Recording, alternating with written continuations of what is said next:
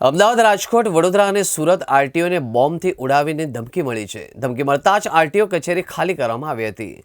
Track test પાસે આવેલા હજારો લોકોને પણ પરત મોકલવામાં આવ્યા હતા. હાલમાં તમામ આરટીઓમાં પોલીસ દ્વારા બોમ્બ અને ડોગ સ્ક્વોડને સાથે રાખીને તપાસ કરવામાં આવી રહી છે.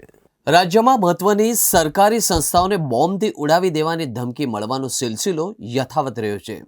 આજે 6 એપ્રિલ વહેલી સવારે અમદાવાદ, રાજકોટ, વડોદરા અને સુરતની આરટીઓ કચેરીને બોમ્બથી ઉડાવી દેવાની અજ્ઞાત ધમકી મળતા તંત્ર અને પોલીસ દોડતું થયું હતું.